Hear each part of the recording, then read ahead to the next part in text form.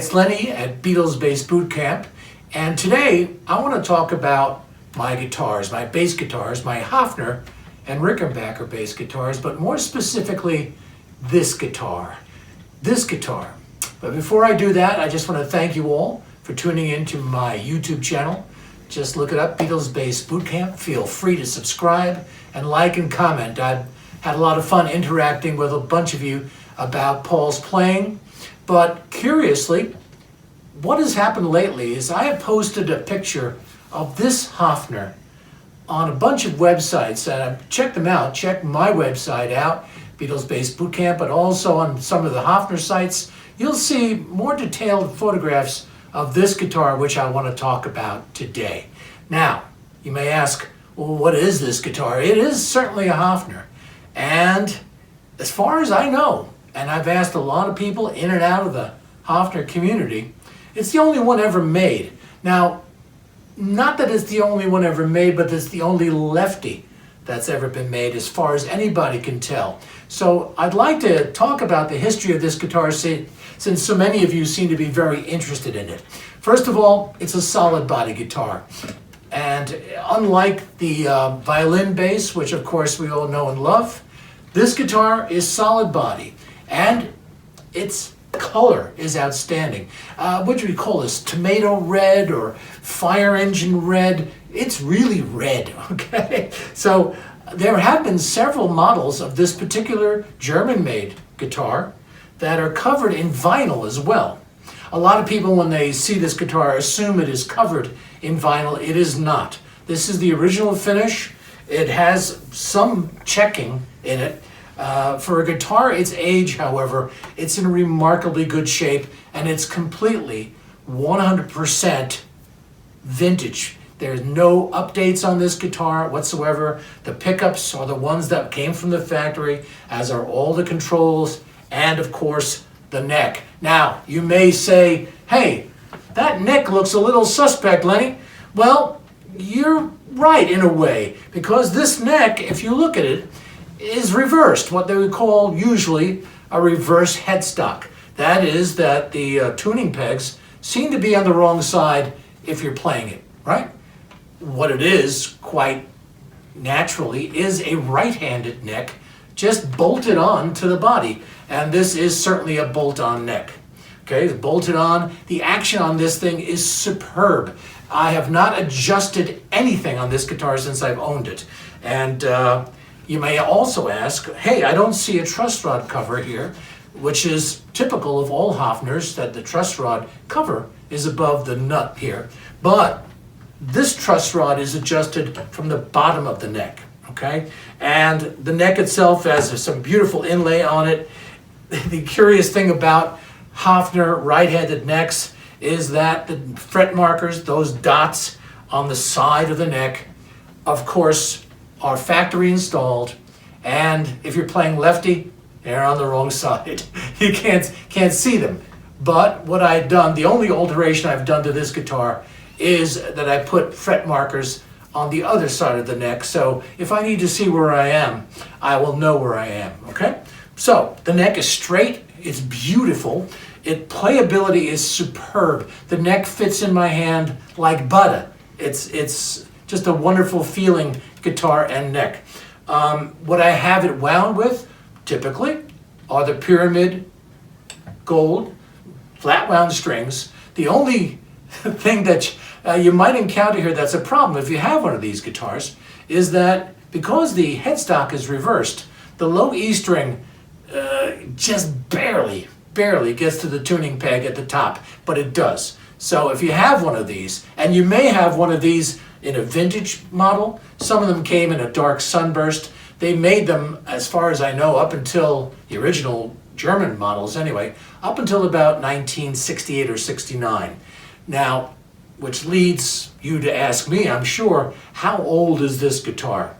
Unfortunately, there's no serial number anywhere on this guitar, not on the neck, not on the body. I would hope that sometimes they would put a serial number on the back of the plate here that holds the neck in place, but no. I have not dared to take this guitar apart one bit. What I can tell you through my contacts and through the many, many networks of Hfner experts out there, this guitar is probably made between 1965 and 1966. What would indicate that? Well, first of all, the pickups. These pickups, the original humbucker pickups, I probably could take them out of their saddles, I mean of their enclosures, and sometimes there's a date stamped on them, but that's not always accurate because sometimes in the Hfner factory, they would have parts laying around and put together a guitar from various parts from various years. You can also tell that the logo, the Hfner logo, is a raised logo, which normally narrows the manufacture year between 1965 and 1966. So I'm going to say this guitar is probably in that time frame, a pretty good idea. Without opening it up, and maybe I'll do that sometime when I'm really brave, but right now I'm not going to do that. Raised logo as opposed to a print logo on most other Hfner models. Now, speaking of other Hfner models, the other thing about this guitar, I've heard it called a 185 or an artist bass. Most recently, Hfner has reissued these guitars, not German made, but similar, no lefties of course, but in various different colors. I understand they're great to play with. This guitar, it's blasphemous to say it, but it might be my favorite Hfner bass guitar. I own a few, and each Hfner has its own personality. What it sounds like, what it feels like, and when you play it, what you feel like when you're playing it. This one is, you know, kind of the body is not your typical Hfner body, and it's the only solid body Hfner bass guitar that was ever made, as far as I know, or anybody else does at this point. What you might be curious about also is that the controls. The controls are not similar to the violin bass or the control panel of most Hfner bass guitars like this one, in that there are two teacup knobs and a couple of switches. This one's a little different, and I'll explain why it's different. Up here, there are two pickup switches, bass 1 and bass 2. Bass 2 is the neck pickup or the bass pickup, and bass 1 is the bridge pickup. Now, similar to the Hfner control panel on the violin bass, when you have one pickup in the on position and one pickup in the off position, that pickup works, whether it's treble or bass. If you have them both on, they're both off. And when you have them both off, they're both on. So you can control the sound of this similar to the violin bass or any other hollow body Hfner. Now, the other thing you will notice, of course, is that there are 4 knobs. Now, these 4 knobs control volume and tone. Now, curiously, the first 2 control each pickup as far as volume goes. The 2 tone controls, however, control both pickups. That is, both of these knobs can be used on either one pickup or both of the pickups together. And it's escaped me exactly how they work. So sometimes it sounds like they get louder, or maybe they have more high end or low end. It's a mystery, and that's another charm of Hfner vintage bass guitars like this one.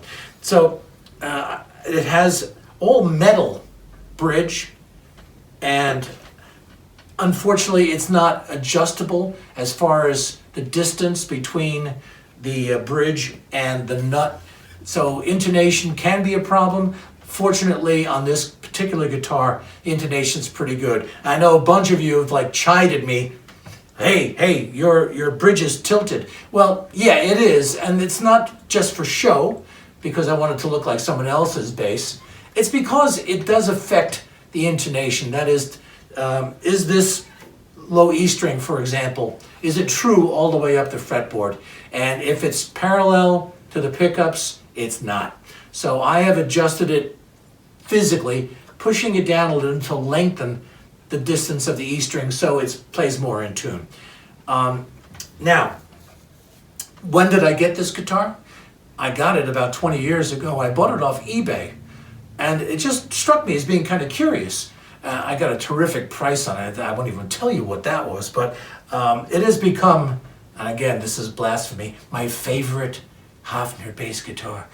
Why is it my favorite? Because it has a true vintage sound. You might tell me, well, Lenny, you're nuts, because solid body Hfner can't sound anything like an original, Hfner violin bass, but I'm telling you, it does.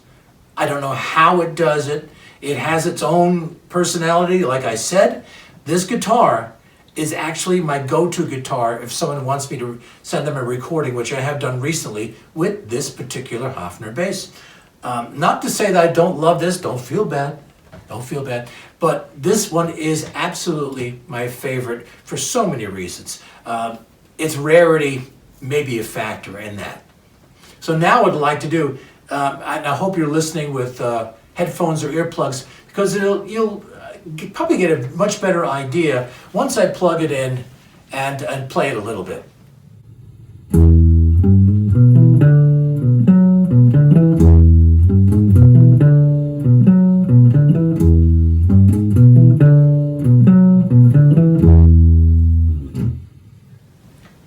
Now, as you can tell, that sounds like a Hfner. I hope you're listening with some kind of headphone or earbud device that gives you the true sound that I hear in my living room. But when I received this guitar and I plugged it in and played it, I thought I was hearing things, because surely it must sound like a Fender bass, because it's the body's kind of modeled that way. It looks like a jazz bass, right? So when I heard that tone, I thought to myself, yeah, that's the sound I'm looking for. I've been playing Hfner basses since the mid-'60s, and believe it or not, this may be the most authentic Hfner sound I've ever heard, right through an amplifier. And I'm playing this without any effects through a little T60 amp. This is the pure sound of this guitar, which is just wonderful. And if you're a Hfner aficionado or a Hfner player, this is the sound you want. I might have forgotten something, and you may be having questions about this, about the nut on the top of the guitar, because I did describe this neck as a right-handed neck fitted on a left-handed body. So you would think, the nut up here must also be backwards, and that would mean the strings wouldn't fit in properly, but that's not the case. Thank the good people at the Hfner factory that the nut, not hard to do, was reversed, so the strings do fit in perfectly the way they're supposed to on any guitar. The last thing I want to talk about regarding this guitar is the case it came in, which is also an indication as to how old the guitar may actually be, because Hfner made these, what they call tweed cases, back in the 60s, and as you can probably tell, there's not a mark on this thing. It is as solid and as protective as the day it was made. Again, 1965, maybe earlier? I don't really know. Maybe one of you out there will let me know what you think. But you're probably saying to yourself, but Lenny, wait a second. This case is for a right-handed guitar. Again, you are correct. How does it fit inside here? How does that red guitar fit in here? Well, I'll tell you. If we open it up upon further examination, we can see the lovely blue velvet interior. I feel like a car salesman here, but it is very, very good shape, as nice as the day it was made, apparently. The original ties are still there. The only thing I did on this case that I modified is that the handle, the original leather handle, has been replaced with this thing, right? So back to, wait a second, this is a right-handed case, is it not? It is. Very keen observation on your part. How it fits in here, quite simply, is you just put the guitar in upside down. So you face it down. That's why you might see some string indentations here. And at the very top, where, I don't know if you can close it on this, but right here, there's a little bit of wear. That's because the tuning pegs don't exactly fit snugly in there. They kind of overlap a little. So over the years, it has worn out a bit of the case. But I know that these cases have been reproduced by Hfner, but this is an original. And if you know better than I the years of manufacture for these tweed cases, please let me know, okay? Thanks for tuning in, everybody. I really appreciate all your comments, and I look forward to hearing from you soon. If you're watching this on YouTube, please hit subscribe. If you're watching it on Facebook at Beatles Bass Bootcamp, we welcome your comments, and I look forward to hearing your expertise. Perhaps you know better than I, but stay tuned for a lot more videos on cool Beatle-based stuff. A lot more to come as far as the playing goes, but this has been a tour of this magnificent and unique guitar. We'll see you soon.